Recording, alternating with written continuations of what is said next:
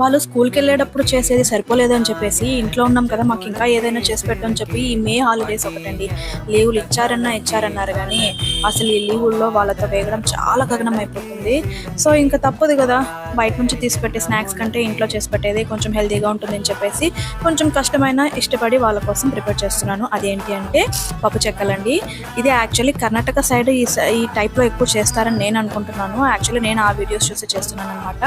ఒక 1/4 పల్లీలు, అలాగే 1/4 పుట్నాల పప్పు, వీటన్నిటిని ఈక్వల్గా తీసుకొని పల్లీలు అయితే ఫ్రై చేసుకొని మనం ఈ రెండింటిని వేసి మిక్సీ పట్టి కొంచెం బరకగా మిక్సీ చేసి సపరేట్గా పెట్టేసుకోవాలి.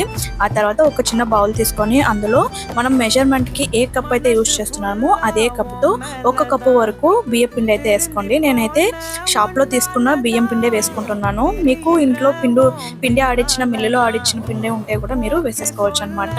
1 కప్పు వరకు బియ్యం పిండి వేసుకొని మనం మిక్సీ పట్టిన ఆ పౌడర్ని కూడా అందులో వేసి కొంచెం వాము, అలాగే కారపొడి, సాల్ట్, మనకు కావాలంటే పసుపు యాడ్ చేసుకోవచ్చు. ఆయిల్ అనేది కలర్ చేంజ్ అవుతుందని చెప్పేసి నేనైతే పసుపు వేయడం లేదు.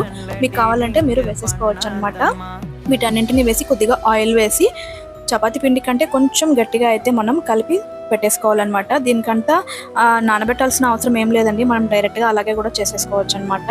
వీటన్నింటిని వేసి కలిపి ఒక 2 మినిట్స్ వరకు అలాగే ఉంచేసుకొని ఆయిల్ కోసం ప్యాన్ పెట్టి డీప్ ఫ్రై కోసం కావాల్సిన ఆయిల్ అయితే అందులో వేసుకొని మనం ఒక చిన్న ప్లేట్ అయితే తీసుకొని అందులో ఒక కవర్ అనేది పెట్టేసుకొని మనము మిక్స్ చేసి పెట్టుకున్న పిండి ముద్దలోంచి కొంచెం పిండిని తీసుకొని ఆ ప్లేట్ మీద వేసి ఒత్తుకున్నామంటే చపాతీ పిండిలాగా అవుతుంది కదా. అందులోంచి మనకు నచ్చిన షేప్ అయితే తీసుకొని మనం కట్ చేసుకోవచ్చు. నేను పిల్లల కోసం చేస్తున్నాను కాబట్టి చిన్న చిన్న సైజులో అయితే చేస్తున్నాను. చేసి కొద్ది ఓపిక నశించిపోయిందండి. ఆ తర్వాత అయితే నెక్స్ట్ చేస్తున్నప్పుడు సైజ్ అయితే పెంచేసాను అనమాట.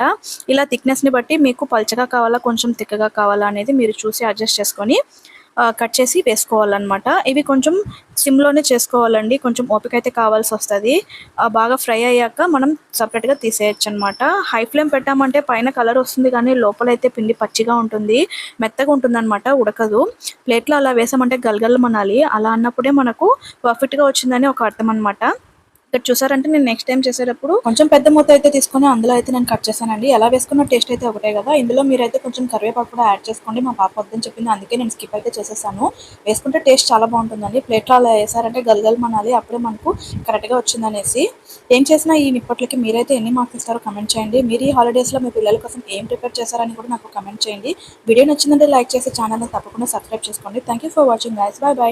See you for next video. ఇంతవరకు సపోర్ట్ చేసిన మీ అందరికీ చాలా చాలా చాలా థ్యాంక్స్ అండి. ఇలాంటి మంచి మంచి వీడియోలతో మీ ముందుకు వస్తూనే ఉంటాను. By by.